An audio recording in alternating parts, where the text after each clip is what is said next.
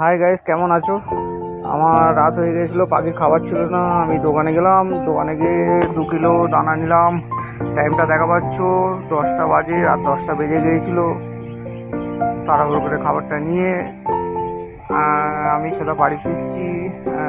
ফিরে এসে দেখলাম বেলায় বসে আছে, ডেলি রাত্রে চলে আসে খাবার টাইমে, খেতে চাচ্ছে না। দিয়েছি কিন্তু মাছ খাবে।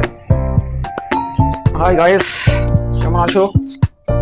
আমরা এবারে পাখির খাবার আনা হয়ে গেছে, ডাব্বায় ঢালবো। ঢালার পর পাখিকে খাবার দিয়ে যাবো।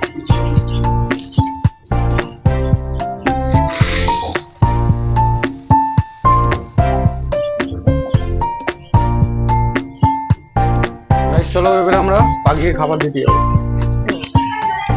পাখি গাইস, আমরা এসেছি পাখি ঘরে। এবারে আমরা ভিতরে ঢুকবো, ঢুকে খাবার দেওয়া হবে। এসব কর।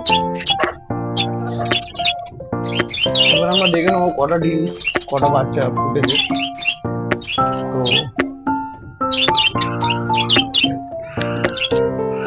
তোমরা দেখা পাচ্ছ গাইস, আমি একটু ডাব্বাটা দিয়ে নেবো।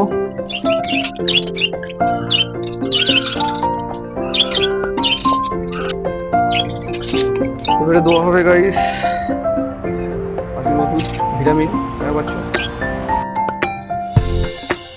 দেওয়ার কারণ হচ্ছে ভিটামিন।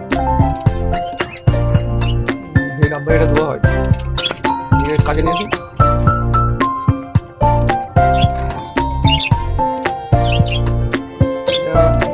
এই ডাব্বায় দেওয়া হয়, সেই ডাব্বাটা প্রচন্ড নোংরা হয়, ওই জন্য আমি এই ডাব্বায় দেওয়া হয়।